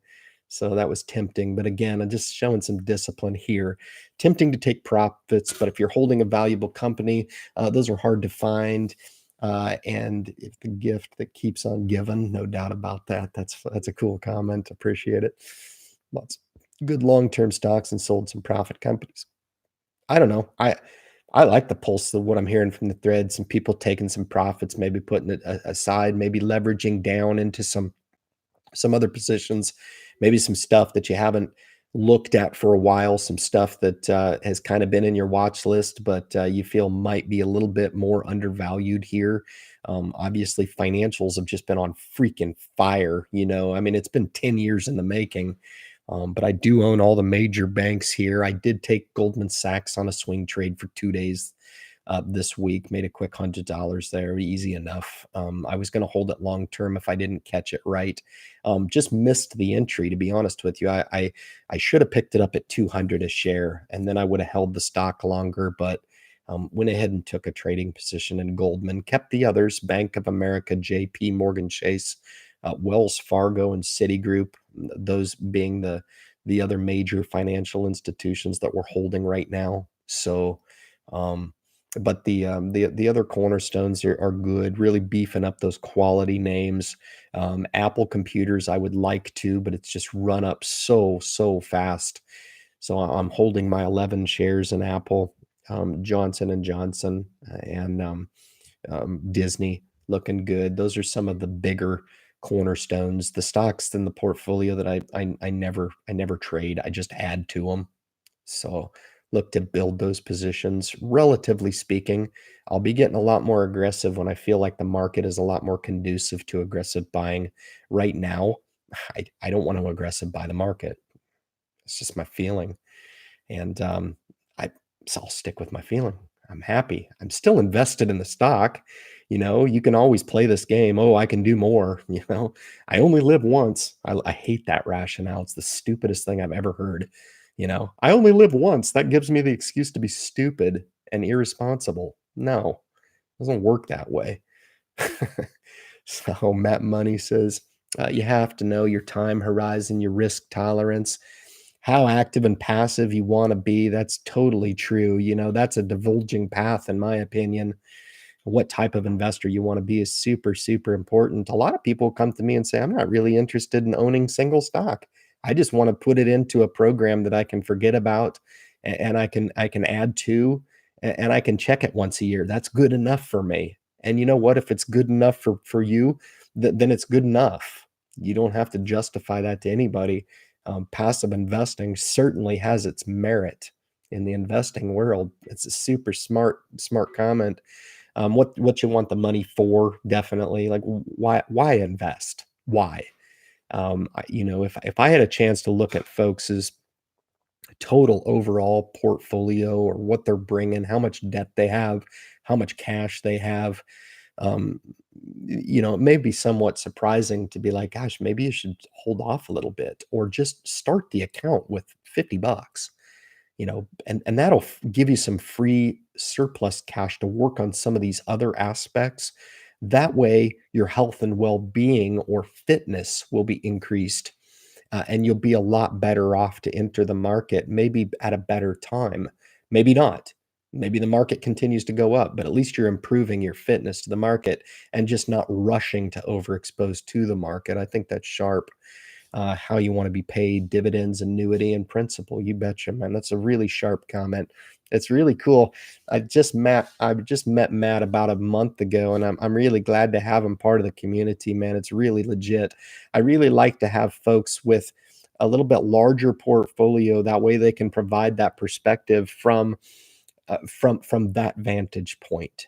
I think, and I think some of the most genuine questions that I get through the channel are folks that are just like, Ryan, I'm just starting out. I invested $500 2 years ago, and here I am. What do I do? Those are the most genuine questions that I get. But it's refreshing to have folks in the community that come on and say, say some of the things that I've heard Matt say. I hope we go into a recession. I think there's a big takeaway for a lot of investors, and I've said this many, many times, to toughen up a little bit. And I don't mean that emotionally tough, because investing takes a little bit of a unique robotic perspective. Okay. All right. You're not going to be able to outthink yourself into a good position or outthink yourself out of a bad position, or it just doesn't work that way. And it's a lot more simple than people give it credit for as well. But I just, new investors are fun. I enjoy the challenge. I really do. Hell, we were all there. Every goddamn one of us. Every one of us, whoever started investing, we've all been through the same trials and tribulations. And that's a lot of the reason why we put on this 2 hour live stream, is where we can come on and really gain some awareness about what are those common barriers to entry into the market. The quicker people can get over those and really start to identify some of those successful investors like Matt, who've grown a respectable portfolio, it's like, man, it gives you something to shoot for. And I think that's really, really cool to have some of those folks that are willing to step up and say, here's what I got, and here's how I've sought my exposure. And maybe even dare to say, perhaps maybe you can do it too, and you got to be willing to walk the walk. I know Matt's aggressively funded his portfolio, and I have as well, because investing was right there at the top smack dab of the list. So, how much of a priority do you want to make it? How bad do you want to be an investor? The quicker you can come to the rationalization that being as aggressive as you can on this program is probably going to be in your best interest, whether or not you're going to fight yourself on it or not. We try to break down those barriers and try to bridge that gap or bridge that and kick the door open for you. So all you got to do is walk through it. Um, but make sure you understand why you're walking through the door in the first place, please. Okay, we want to set you up for success, not failure in the market. It can be humbling. Okay, just because I get offered a crazy high price for a company stock, it does not. Yeah, good stuff, man. I appreciate the dialogue, fellas. Really do. Thanks for kicking in and offering it. I'm going to do a quick scan here and see if I can't get to any alibis because I've got about 500 million freaking comments at the bottom. Jesus Christ, it would take me 5 hours to get through. People are starting to kind of maybe sign off. Definitely hit the thumbs up if you're in here, guys. Almost got to 100 tonight on the live stream. That would have been really cool. I'm waiting for that opportunity. Maybe it'll take live stream number 100 to get up to 100 viewers, but certainly kick over the support, man. You know, shout out to all the channel creators that come in and offer their opinion and answer questions for me in the thread while I'm going off on my tangents. But their opinions mean a lot to me. I can only have one singular opinion.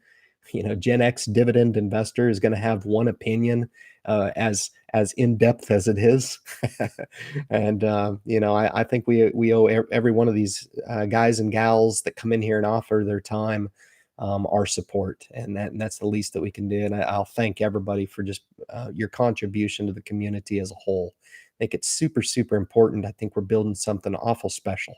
I really do. You guys should all feel very, very proud to be part of the community, as I do. I feel like I'm just part of the community, and that's good enough for me. Really is. All right. We got Mike Buffington here in the group. Okay, please know that I'm not the stock picker that most of you are, but I bought 10 shares of General Electric. I think that's a good pickup, Mike, for sure. Again, it has to be somewhat in context. I mean, you could take a double up in General Electric. That's for sure. But is it a core holding in your portfolio? I'd like to see it not. So I for one sold all my General Electric. I got back to even, and I'm good. I'm out. I leveraged that position. I took it and put it into Honeywell, an actual company that knows how to do accounting. So the General Electric story was good enough for me to hold true on the stock, not take a significant loss. And that mistake cost me about a year of investing time, but I held true when I became an investor. I averaged down on the position, I think not once, but twice. And that's what saved me, helped me lower my cost basis so I could get back up. And perhaps maybe I left some money off on the table. I'm totally fine with that. I'm totally fine. At least we didn't lose money on the position. We're good. And I was able to pick up Honeywell, which is a great complement to the UTX and the other portfolios. So I've got two of my favorite industrial behemoths. I've got 3M in the one with Honeywell. Good God, man, Caterpillar. I'm really rolling on my industrial exposure. I'm very satisfied with what I've got. There's a few more alibis I'd like to add. I really like John Deere. I really like General Dynamics. Raytheon, I did sell some of the defense names, Northrop Grumman, of course. I do own Lockheed Martin, Northrop Grumman. I sold Raytheon for a huge profit, great quarter.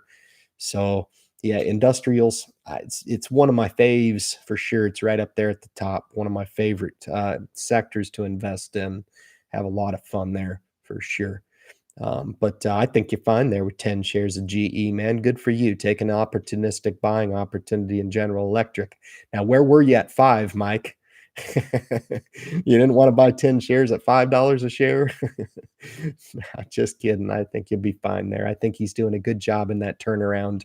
I just think it's going to take some time. And they've got an awful lot of credit over the last week for what they have and most importantly, what they have not done yet.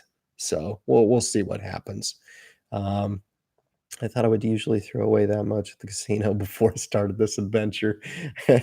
Gambling has nothing to do with this gig. Like I said, even on my trading opportunity, I'm a winner 86% of the time. So I don't gamble anymore. I used to play cards when I was young. I used to go to I was married in Vegas, but I don't play anymore because the stock market, I'm used to winning, and I win a lot, and that's something you can learn to get used to, being a freaking winner most of the time. If you're gonna pick some bad opportunities, that's fine, but in the market, you gotta learn to have a short memory, move on because you're gonna have a significant amount of wins after that, and I would never have any of my wins if I wasn't willing to play the hand. All right? And that's really the key. Good on me for being willing to take the shot. Okay? All right. I'm investing it. Doug's giving me the thumbs up. Lots of noise and the market climbs the wall of worry. Investing is a lifetime sport. Quality dividend payers and cost average swing trading for fun. You betcha. I think that's kind of where I'm at right now. Not getting too levered in any one position. If I was going to have larger positions right now, I think I would be comfortable from a defensive perspective, taking some ETFs into a downturn. I like the VYM product. My VOO position is relatively small. My VTI position is relatively large in the one portfolio. So, but it's relative. I think I've got 60 shares now of the VTI, 6,000 bucks. That's it. So I'm cool. I can take that into a downturn, no problem. I'm good. It's not 60 grand. It's not 600 grand. And each of those scenarios could be acceptable as well. Just depends on what you're working with. That's all. What your tolerance is, what your age is, what your long-term goals are. They could all be good. But I'm kind of good with my positions, right? Kind of where they are with some insulation. I'm happy. Okay. Really 13-year bull market. We've had a flat and even down market in the last 13 years. Yeah, I would say yes. And I would say it's been pretty historic actually, based on what I've been able to experience, man. Smash the like button, guys and girls. Appreciate that. I think most everybody has appreciate it. We're going to start to wind down the stream. Obviously, it's the fastest 2 hours of my week, no doubt. I cannot believe it seems like I've been on here for 5 freaking minutes. And for that, I apologize. I could probably keep going for another 2 hours and answer all these questions. I would just say this: if there's any chance at all of getting into the live stream a little bit earlier than later, please do so. You can log in, leave your comment in the stream, and that way I can get it a little bit closer to the beginning of the stream. And I also want to re-emphasize what David Karuna said, with regard to identifying the channel creators. If it's someone that maybe I won't recognize, or even if I do, it will help others in the thread identify you as well, so they can kick over and offer that subscription and get those subscription numbers up. Right? You all started a business with unlimited upside potential in the YouTube opportunity. I know Matt Money's still listening to me. He heard what I just said. Would you ever start a business with unlimited upside potential or without that much overhead? How would that sound to you? Sounds pretty good. Really? Have you ever looked at YouTube? That's interesting. So, if you can put up with a little bit of hate, it's all good. But nothing but love in here tonight for sure. What do you think about Tesla? Jesus Christ, I get asked that every single week. Um, I think I could stomach it in my portfolio. I just choose not to at this point, and I'm good. I'm okay. So, Jay, you have to have faith. I think out of all the growth stocks, I mean, I'd be interested to pick up if I had, 10 growth stocks that I could just pick up right now. There would be 10 that I would pick up before Tesla, Google, Facebook, Booking, Holding, PayPal, definitely. Nvidia, I would throw in there. Adobe Systems, I like, certainly. Alibaba, I would have picked up Baidu, I think, on this. JD.com looks good as well. So the three Chinese behemoths I would throw in there before I would pick up Tesla. Um, yeah, so there's some really good stuff. CRM, Salesforce, one of my absolute favorite growth stocks. Missed it at 140, no big deal. Swung traded a few times up to now where it is at 160, and just laying off it right here. That's fine. It'll probably run to 200. It's just that good of a company. It's the premier customer relation management software company out there, number one in the world. So that's a good one. Nobody ever comes on and talks about that. Everybody wants to talk about Tesla, and it's like, really? Have you looked at CRM? Um, and to each his own. It's an awareness perspective. I think it's fun to watch. Again, if Tesla makes everybody else rich, then I'll applaud you. I think that'd be great, but it's probably not going to be me. Okay, authenticity is key. Yeah, no doubt about that. That's one thing I've really enjoyed about Lydia is the authenticity for sure. That's good stuff, man. Hidden. Even Yahoo has a bunch of malcontents lying about Musk too. Good stuff. Alan Kane, I've seen 6-month-old articles being reposted. Drop a stock. Yeah. Oh my goodness. I cannot believe how many comments are here. How do I add a featured channels on my channel? Anyone know? Sure. So you're going to want to go to edit channel. And when edit channel comes up, it's going to bring you into a field where there's going to be a pin up above the featured channels. And you just click that pin, and you can just add the URL to the channel in there, and it'll automatically bring that to the front, and then you hit save, and that's it. Pretty simple. You can hit me up offline if you'd like. I can walk you through it. It's pretty simple. Thank you for that question, David. All right. Spending my evening watching you live, Ryan. Well, yeah, I mean, it helps to have some whiskey. Um, One and only Doug Whitaker. You know what I'm saying? It's not all me. Trust me. Yeah, you know that. But yeah, you just sitting back chilling. You're not sharing any of the penny stocks that you've been trading at. Maybe you're already. But I think he's already independently wealthy. That's the kicker. So he can spend 2 hours coming on and listen to a YouTuber like me rant and rave about the stock market. So good stuff. Bless you for all your hard work and sharing your wisdom with us. I do appreciate that. Sorry for the slip of the tongue a few times. I do apologize for that, but sometimes it just fits, and I do have a sailor's mouth. I apologize for that, but anyway, just popping in to say hi. Had some visitors over. Rock on, J Mac. You don't have to apologize to me, man. That's all good. I appreciate you coming on and showing your support as usual, for sure. All right, I'm gonna cruise down and see if I can't. I have enough to live on for a year if I live like Mahatma Gandhi, Woody Allen. Nice. Really wish M1 would mature the platform some more. I'm with you on that. I'm addressing hidden freedom investing. Makes a pretty smart comment. I commented a little bit on this last week, and I caught a little bit of crap too from the same person who gave me crap about my M1 portfolio. It just so happens that I love this individual and I respect the hell out of him. But they were giving me a little bit of guff about my discussion about owning single stock on M1 Finance.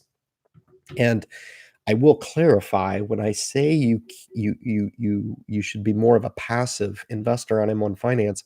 I'm not saying that you can't own single stock with M1. I would just refrain from doing a whole lot of trading, if any. You're just going to get really, really frustrated. If you want to buy and strategically buy partial shares of Google, M1 Finance is perfect for you. Okay. But you're not going to get up to 2 or 3 shares of Google and then sell it with any type of accuracy. Okay. So if you do forecast yourself entering into a little bit more of an active profile, that means swing trading some stock, even getting into some day trading. If that's your thing, don't do it with M1 Finance. Okay. You'll be sorely, sorely disappointed. Okay. Yeah, it was my nonstop. Okay, good stuff. Ryan, what are your thoughts on bonds and a taxable account? So I hold all my bond ETFs in a taxable joint brokerage account.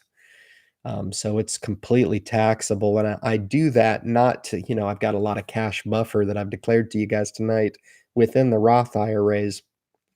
But I just I don't really like the prospect of putting a lot of money to sleep within the Roth IRAs. I'd like those dollars to be a little bit more aggressively invested, not stupidly invested, smartly invested, in good quality dividend payers, good quality equities, ETFs.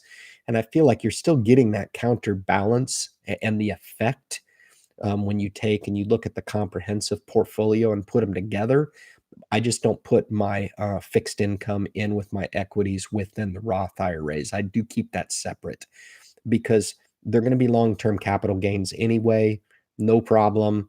I don't have any max funding. So if I really came into some money that I wanted to add some in the joint brokerage account, see, I actually believe that my joint brokerage account ultimately may end up being a much larger portfolio than my Roth IRAs. Okay.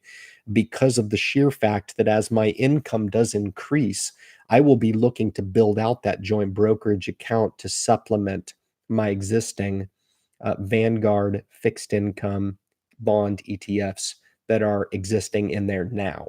Okay, but that's just the framework, the skeleton of that. Right now, it's just fixed income. And yes, I do agree with that sentiment. I currently do not own any bond holdings within the IRAs.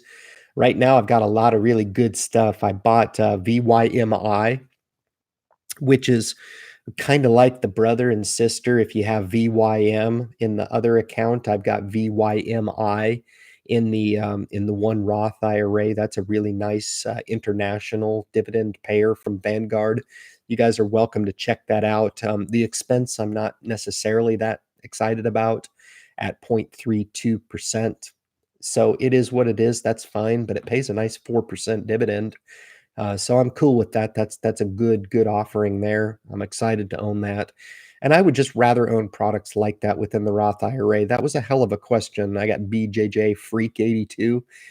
That was a good question. I really appreciate that. That was really smart question. And that's what I do. And I've got some real justification for that.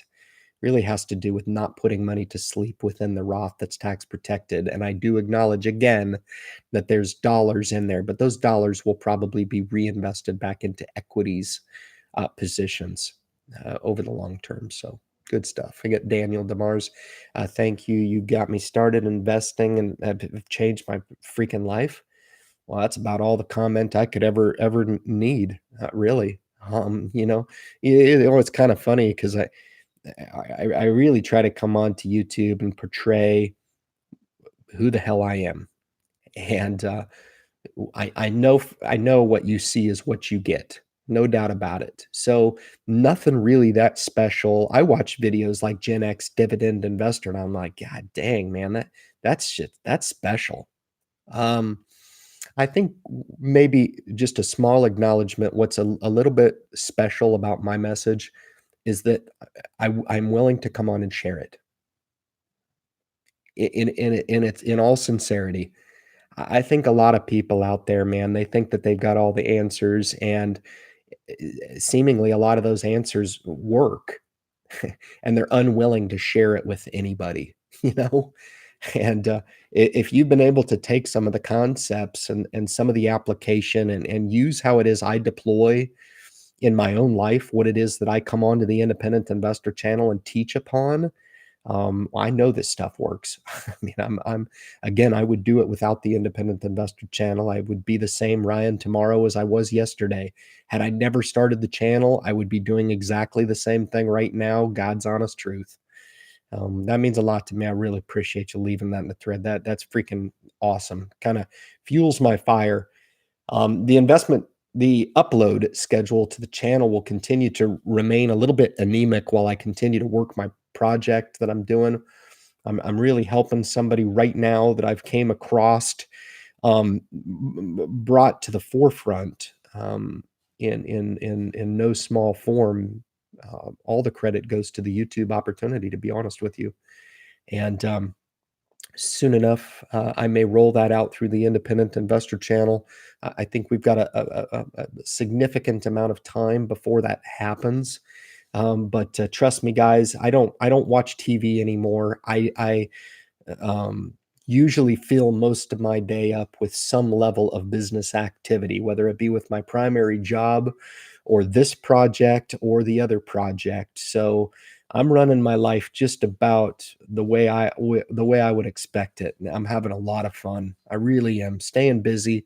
Most importantly, staying productive. That 2.5 hours I spent over at the gym today, that's money in the bank as far as I'm concerned, man. That's time well spent. I'd like to enter into retirement with a few marbles rolling around upstairs if it's all okay. And God willing, that's what we're gonna do. So I try to assist with that a little bit and stay powerful, you know? Appreciate the hell out of that comment. I really do. Thank you very much. Awesome. Starting is the hardest part. Lydia's backing me up on that one. That's really cool. In my business, I can literally go a month with no business at all. August comes to mind. Awesome. I'm very happy for you then. Stuff I see.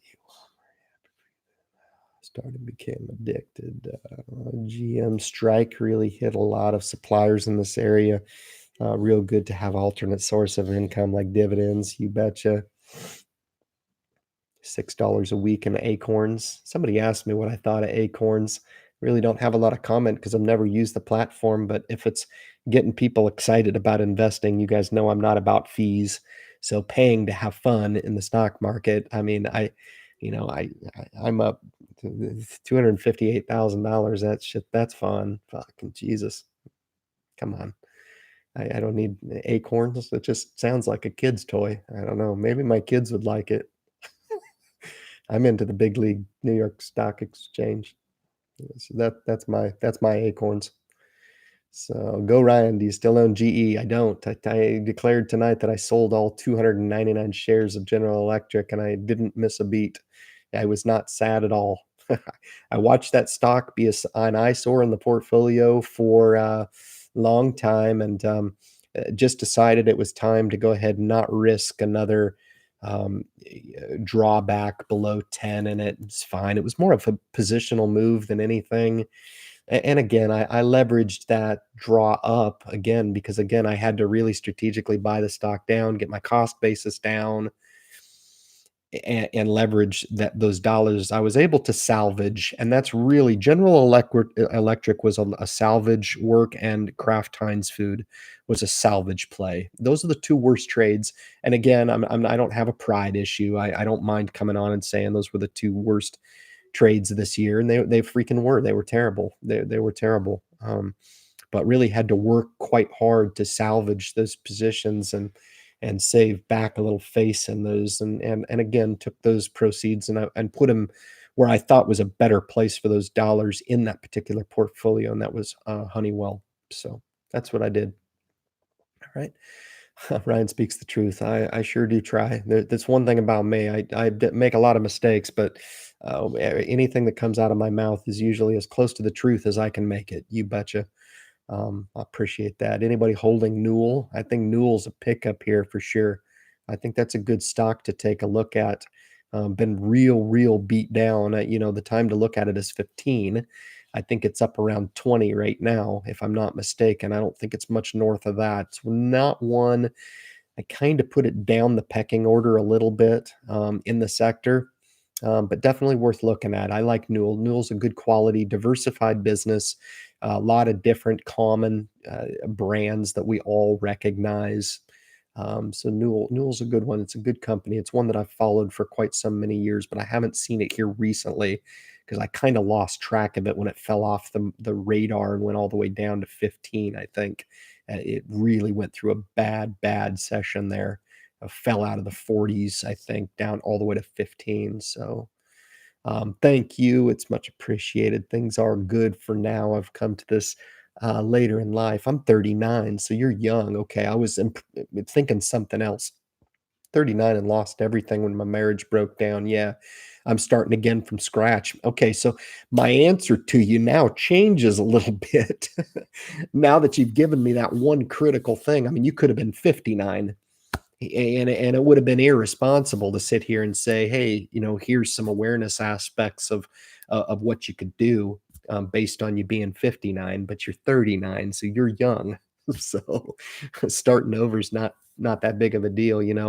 I think it could make sense to use some scale right here with the market at an all-time high.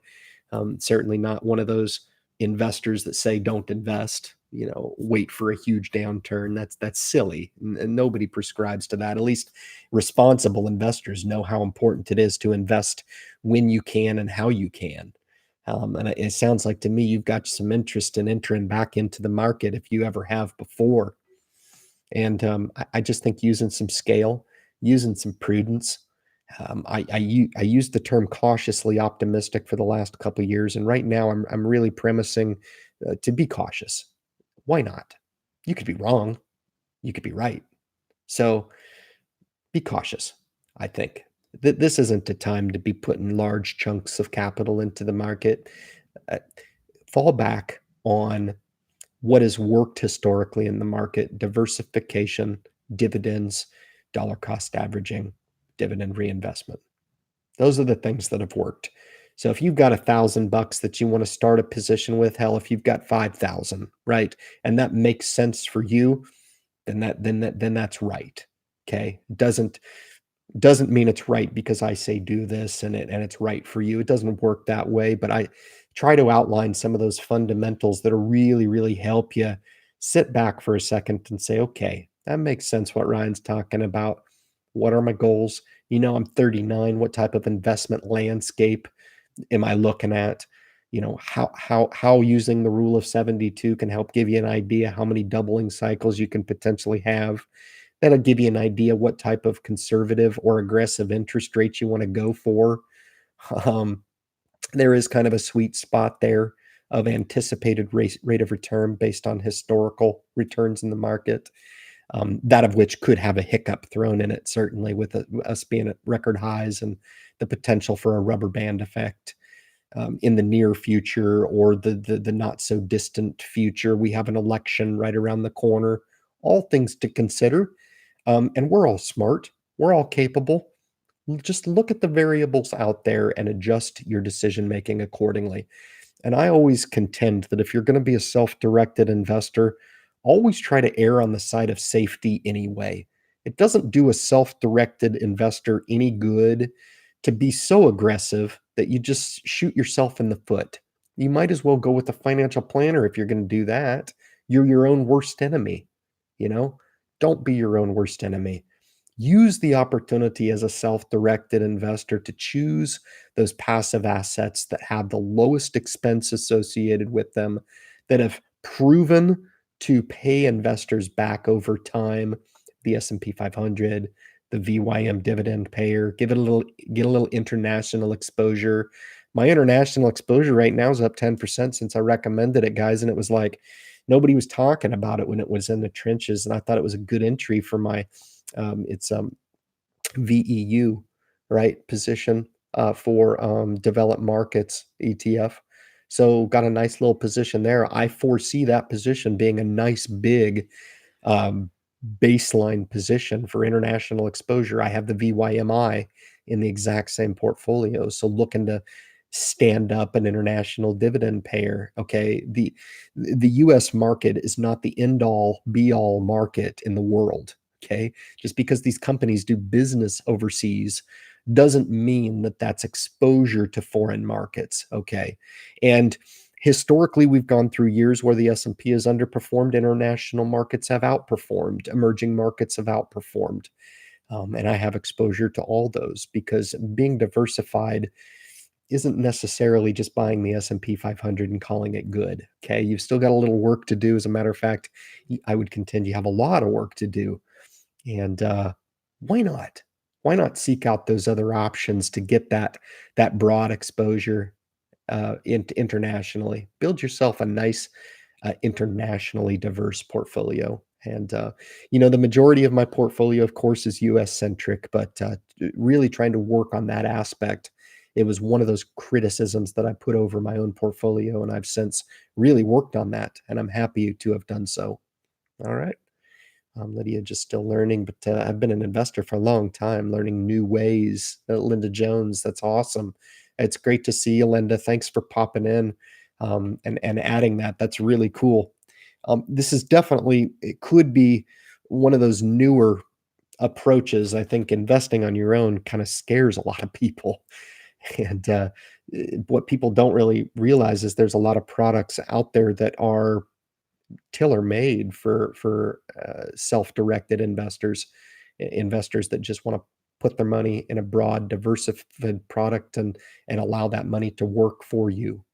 And there's a lot of opportunities out there, and seeking out the opportunities through self-directed investing is certainly one of those aspects you at least want to educate yourself up and make sure that um, you're exploring all of your options, not just the one that people think that is there. So GW Life says, thanks, Ryan. It's sure he's signing off for the evening. Appreciate you.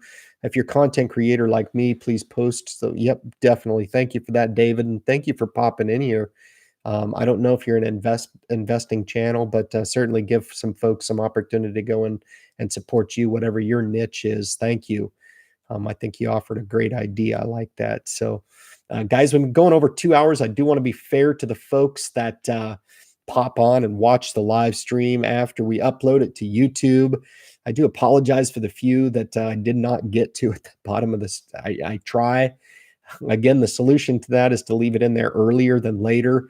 That'll help me address some of these comments toward the top of the live stream, and that way I don't spend the first half hour of the live stream giving my my opening monologue. So, but anyway, with that said, guys, I do want to take this chance at minute 2:05 and wish everybody a happy Veterans Day. I'm sure there's somebody out there that you guys know that's currently serving in or have served in the military, or perhaps maybe even would go so far as to know that maybe there's somebody in your family or a friend that has been a hero and has and sacrificed that. So enjoy Veterans Day, guys. Really appreciate it. Think about that through the weekend. We'll re-engage next week, and we'll be back on for live stream 72 next Friday, same place, same time. Look forward to seeing each and every one of you guys as we look to grow the community. We're really building something special. I feel it, no doubt about it. And I'm honored to be part of this movement. I really am. It's built on each and every one of your guys' success. I 100% feel that. It would not be a success without the successes of each and every one of you guys. All right. So you guys keep it real, and we'll check you next Friday. Thank you so much for tuning into the stream tonight. I appreciate it. Catch you next Friday.